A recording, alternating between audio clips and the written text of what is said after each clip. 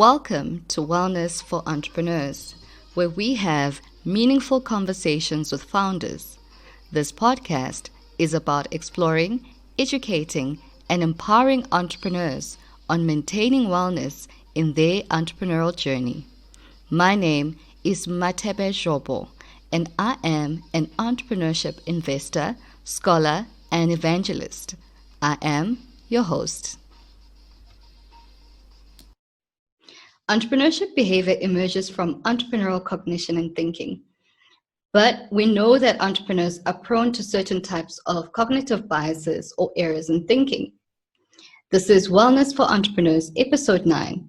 In this episode, we talk to Edzai Zvobwo, who is the founder and CEO of mathsg.com, on how data science and mathematics can be used to overcome cognitive biases that are common to entrepreneurs.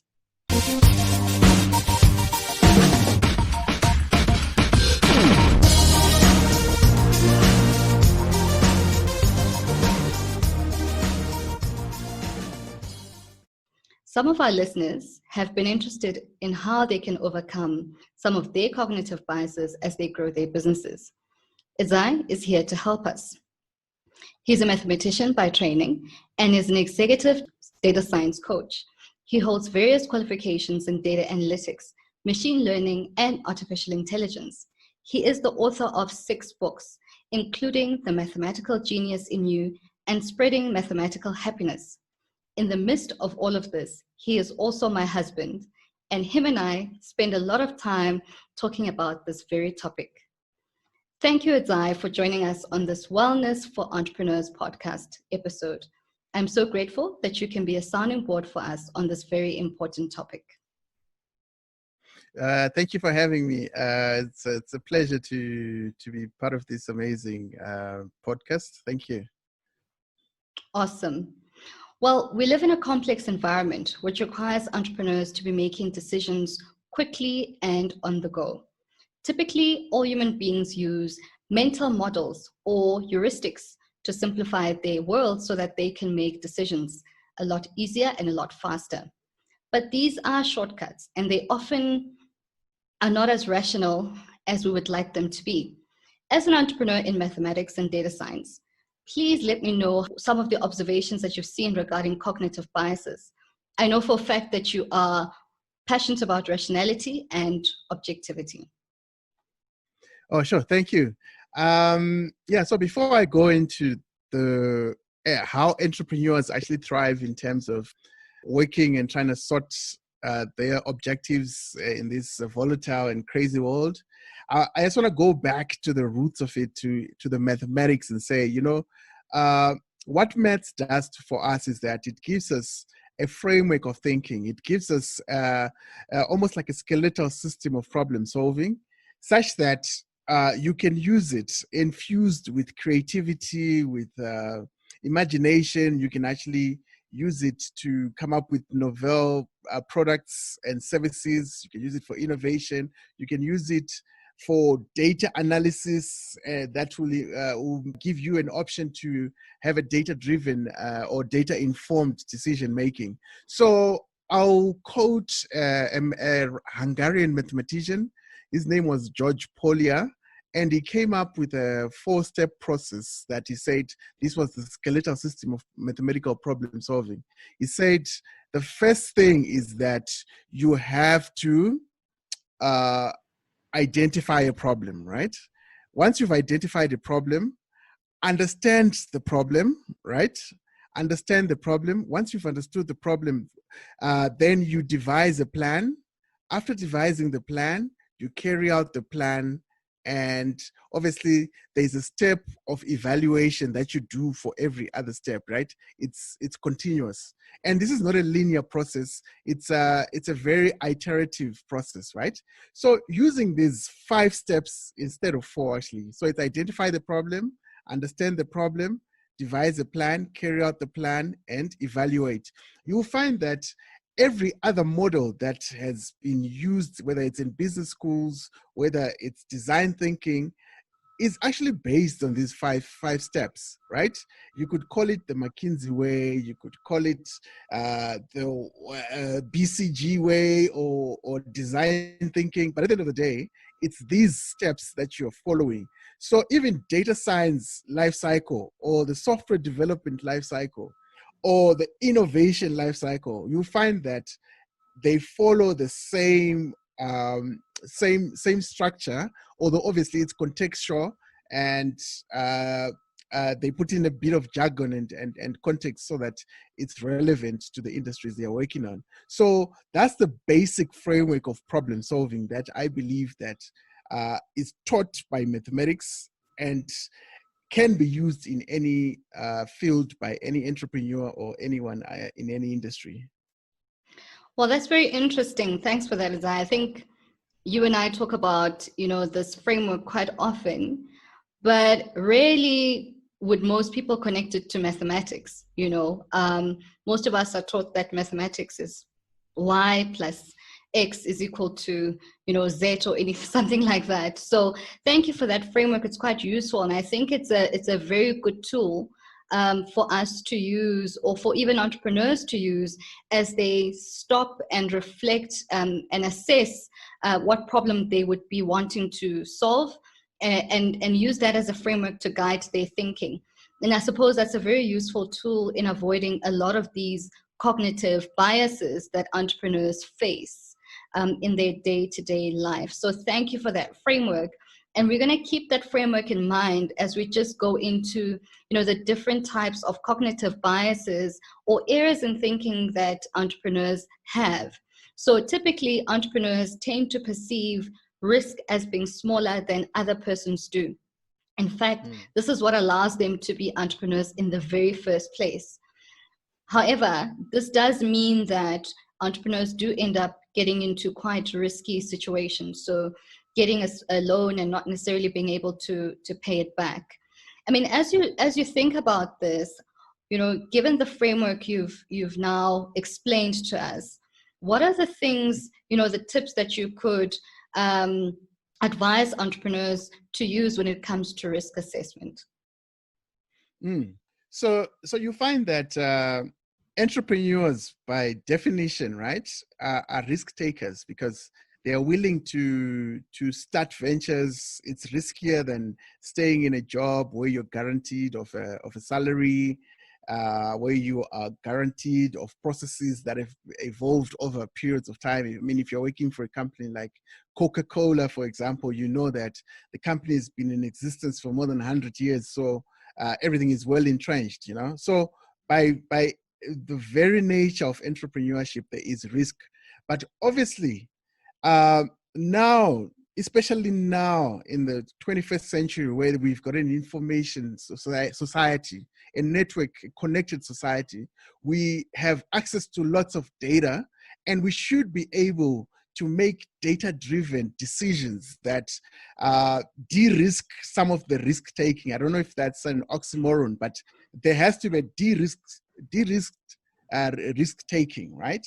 So one of the main ways that I've seen entrepreneurs naturally flourish in terms of risk-taking is actually counterfactual thinking, right? The fact that an entrepreneur will look at a situation and say, why is this situation like this? And be able to imagine a world that does not exist, or a parallel universe, to say, what if things changed in such a way, right? That's counterfactual thinking, because you're literally generating a non-existent world and trying to bring it to life, So now we have methods, we have statistical and data science methods that can help you actually calculate the probability of success or not, right? Based on things that did not happen, So that's where now, I'm talking about things like Bayesian networks. People like Judea Pearl, the Stanford professor, they have come up with ways where you can now quantify things that did not happen. Giving an example of how people are using experimentation, right? Prototyping to understand the risk of going into a world, a simulated world that does not exist. They're using things like A/B testing, things that allow you to be as inventive as possible. But obviously, there's something that is key in making sure that you do not take uninformed decisions when venturing into the unknown world of the parallel universe, right? And this is the idea of, if you have a framework, like I mentioned, the 5-step framework of identifying a problem, understanding it, carrying out the plan and all that, right? We're saying that where we are right now, our reality serves as evidence. So we have data on what is happening right now. So whether it's data coming from the World Bank or the UN or your website or whatever, right? You can use that data as evidence of what is. And then from there, you update your own beliefs as to what is possible or impossible in the future. So there, you have an understanding of what is happening, and then you devise a plan. That plan that you're devising does not exist. When Elon Musk comes out and says, I'm going to reduce the cost of a rocket such that it's going to cost 30% of what NASA is currently incurring in terms of costs, that is ludicrous. That is madness. But obviously, he has a method, right? With Elon Musk, he has a method that is popular in physics, right? Which is called thinking from first principles. Again, if you take his method of thinking from first principles, it fits into George Polya's 5-step method, which is a skeletal system of problem solving, basically. There are ways of quantifying risk through research, and research doesn't have to be confined to observational data that you have collected. You can even use that as an a priori to be able to reason beyond what is at the moment. The understanding of data collection and using data to dream is what I'm talking about. That's really awesome. And I like the point you're making around utilizing data and then extending that data to think about new value propositions or creating a new world that doesn't necessarily exist. I think in this process, you mentioned something around counterfactual thinking. And I would have wanted us to just dwell on that a little bit more so that we could just really help a lot of entrepreneurs and listeners of this podcast who really don't have an appreciation of what counterfactual thinking is and how they could encounter it or use it in their day-to-day and improve ultimately their value proposition utilizing data. Could you just explain that a little bit more for us? Yeah, I mean, if you look at it, counterfactual thinking starts, the experts, the psychologists tell us that it starts when somebody's like 18 months old, when they start having your imaginary friends, right? Because that's where they are dreaming and going into the Cinderella world. They are creating a world that doesn't exist, right? So you find that kids inherently have that ability. So that means that human beings have the cognitive capacity to dream, to imagine, right? To have that counterfactual thinking. So you could call it counterfactual reasoning, you could call it counterfactual thinking or counterfactual imagination, right? So you're saying you are able to create an alternative reality to what is there in front of you, right? So that is an ability that we have as people from a young age. And I think that is why even some of the coaches, entrepreneurial coaches, encourage you to be childlike when you come up with ideas for innovation, right? But now it doesn't have to be unconstrained imagination. It could be imagination that is informed by reality, right? Such that it bounds your venturing into the unknown, right?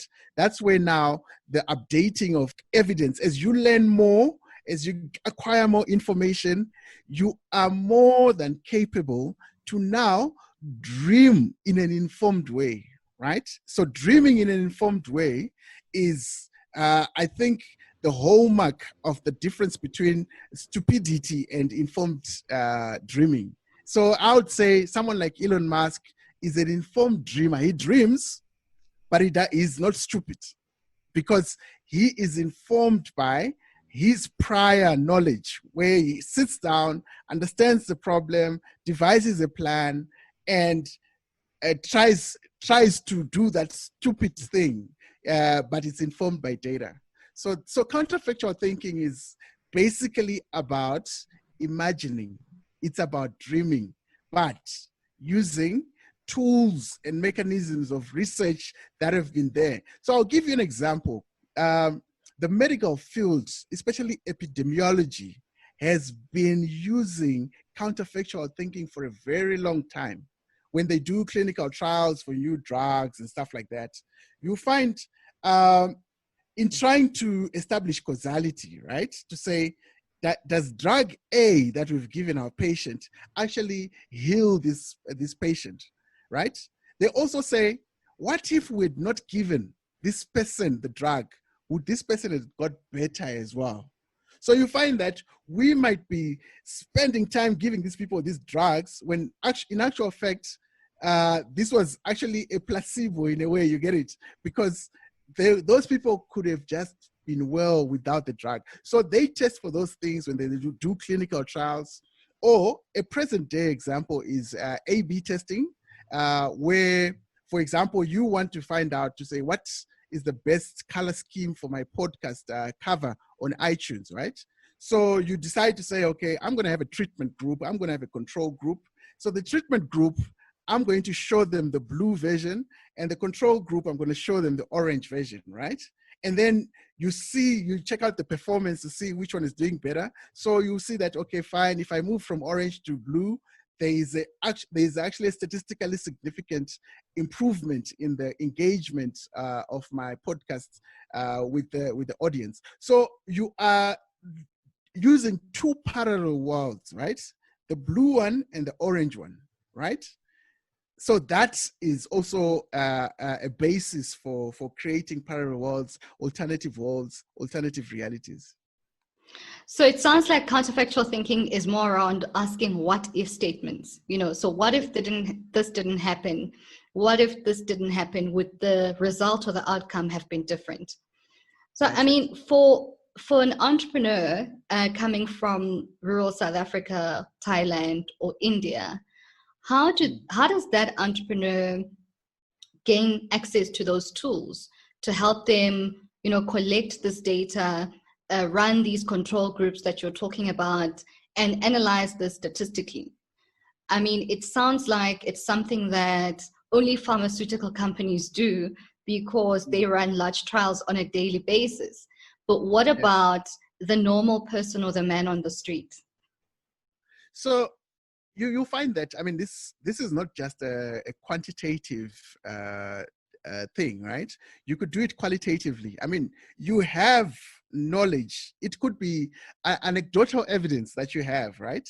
And you have beliefs that I believe that based on what is, I believe things can go that way, left or right, right? Of which that's a hypothesis. This is the hallmark of statistics, hypothesis testing, where you're saying the null hypothesis is the status quo, right?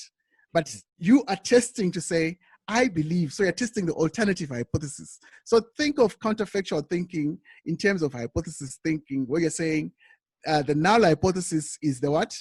Is what is. And you're saying your beliefs are what you're testing in the alternative hypothesis. Now, this you can achieve using the information that is freely available online, using discussions. They don't have to be formal, even informal discussions with possible clients, just understanding. So you form a hypothesis and say, okay, right now, people love Uber, right?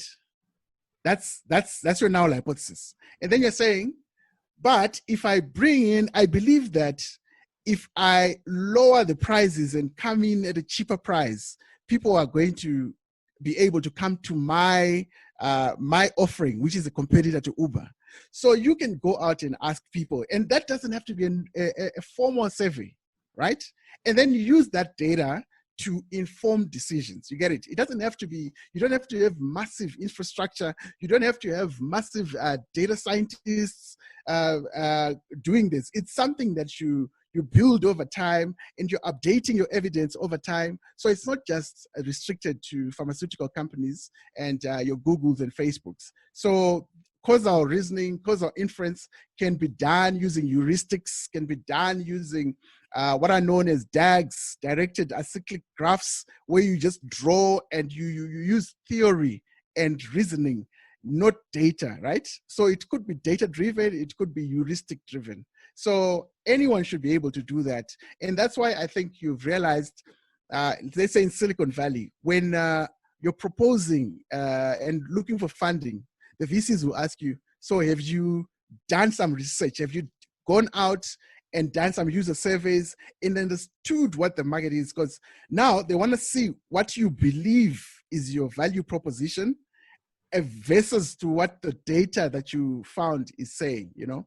So it's all about hypothesis testing, basically.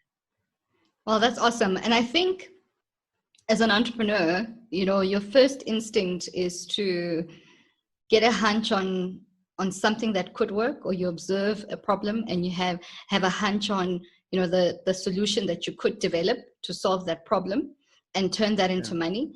And most entrepreneurs then go off and immediately execute on it. So if I'm an entrepreneur and I'm halfway through running my business, at which point now, and I've now heard this podcast as to what I could do to understand my problem a lot better, to collect data on whether the solution could work.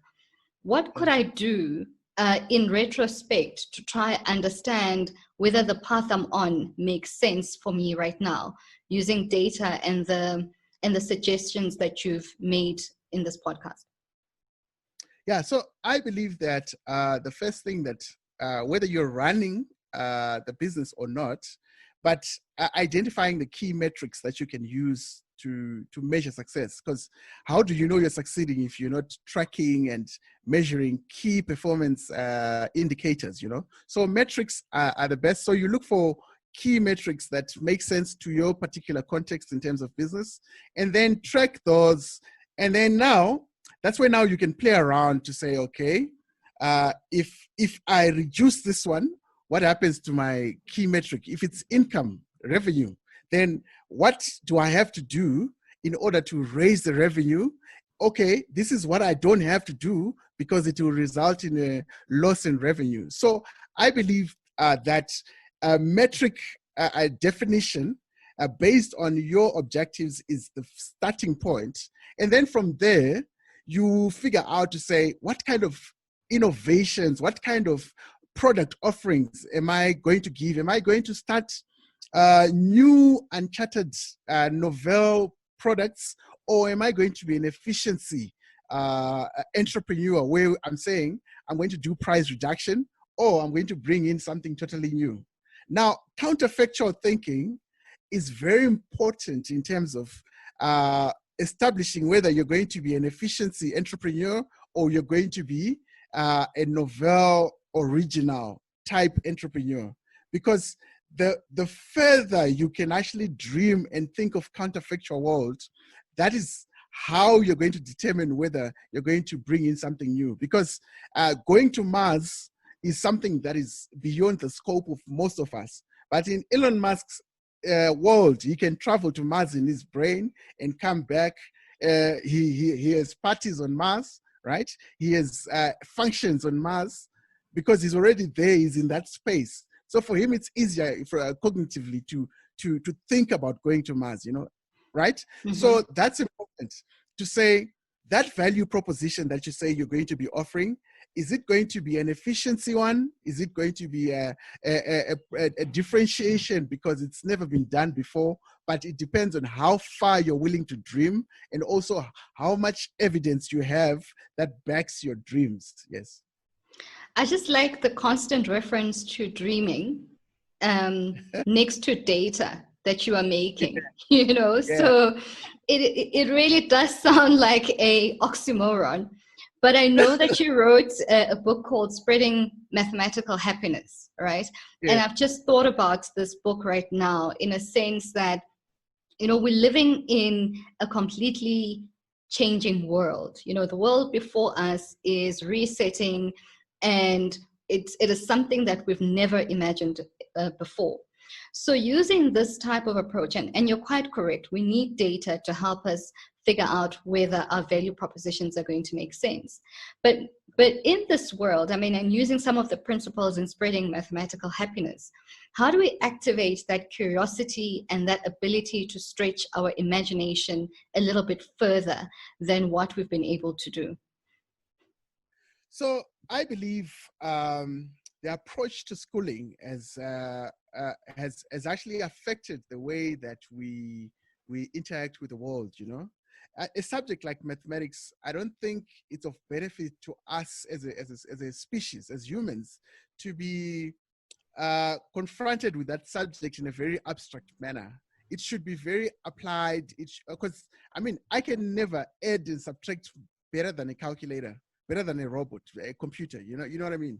So should we still be focusing on the fluency of the subject, or should we be focusing on thinking about ideas that we cannot necessarily automate? You know. So shouldn't we be teaching mathematics using Python or R or any of those programming languages, such that we'll be able to utilize these skills within our reality? You know what I mean? So the presentation of mathematics and all these other subjects has to change. Because I think if you look at it, countries like Finland are doing quite a good job. They have moved away from subject lines, hard subject lines, to say I'm doing math, science, whatever. They now look at a thematic approach where it's project-based, it's result goal-oriented, such that you learn everything with geography, science, computing, everything within one set of problems, you know? And you find that also the Silicon Valley has also come up with what are known as I'm forgetting the name. Okay, so these are like challenges where they solve problems. They get a problem, they get scientists, social scientists, and everybody together, and then they run a challenge such that they come up with a solution, right? Quickly. It's just that, I mean, the name is escaping me. I think it's this podcast stage that's making people nervous, eh? It's such a big podcast.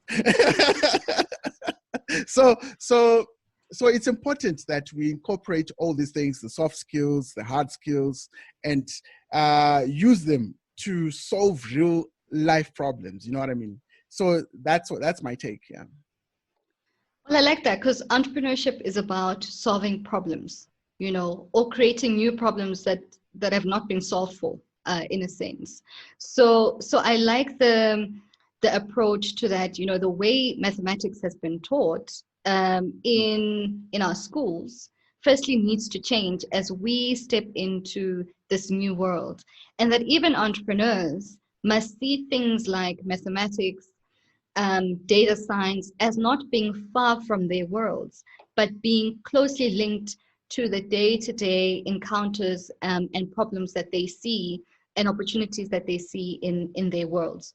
So I think that's quite useful.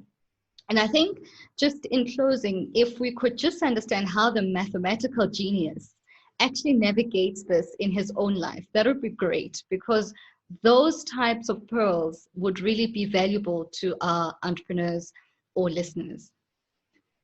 Yeah, so you find, I mean, we are multidimensional beings. There's no one who is mathematical or who's born mathematical or accounting or whatever, right?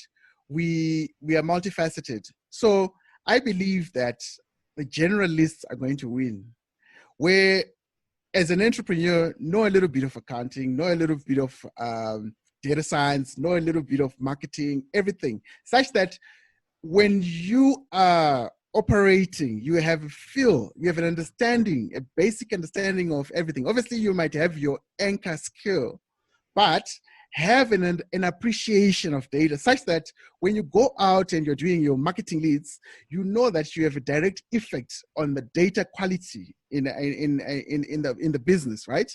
And the data quality is an effect on ROI, which is revenue or whatever it is that you're doing, right? So it means that you understand the interlinkages, the cause and effect of any actions that you take as a founder, as a member of a startup community, and appreciation of different skills is amazing. I mean, it's like taking us back to the Renaissance age where people like Leonardo da Vinci, they had frameworks that they used and could transfer them from one industry to another.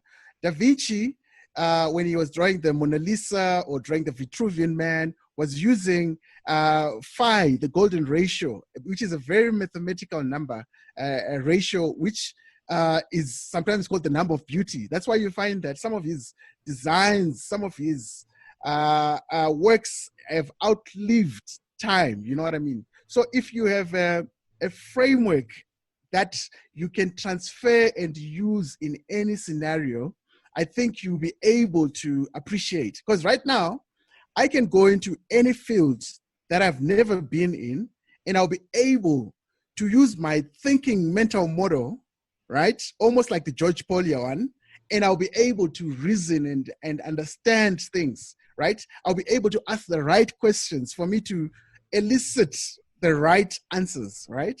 So let's have frameworks for problem solving. And mathematics is one subject that from a young age, it teaches you that. Even the difficulty of mathematics is a good thing because it teaches you grit, it teaches you resilience. And that is one thing that entrepreneurs ought to have, because entrepreneurship, as we know, it is not easy, right? So grit, resilience, backed by optimism, dreaming, and a thinking framework should get you there. Great. Thank you, Edzai. I think you've dropped so many pearls of wisdom in our palms, and we will savor and watch them and really, look at them for a while and let it sink in a little bit. So thank you for that. I mean, what we've heard is that we should be thinking in frameworks, and I think the next time you'll explain to us exactly which frameworks are good picks and which ones are not. Yeah. And we should be... I've just remembered the word. What is the word? I actually wanted to disturb you and say hackathon, but we'll edit this part out.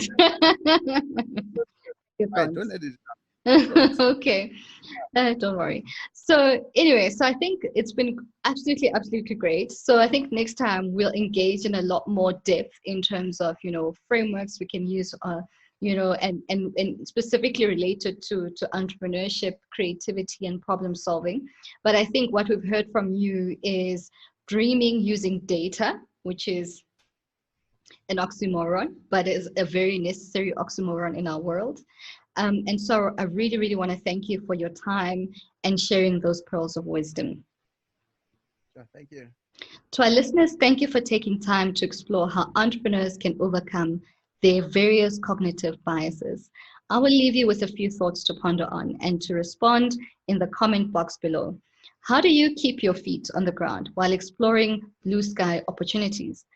Are there any systematic tools or frameworks that you would have heard today that you use yourself to test your assumptions and that you use to collect data and validate them? Please let us know, and we'll pick up on the conversations with our mathematician and data science in residence, Edzai Zvobwo. Thank you. Thank you.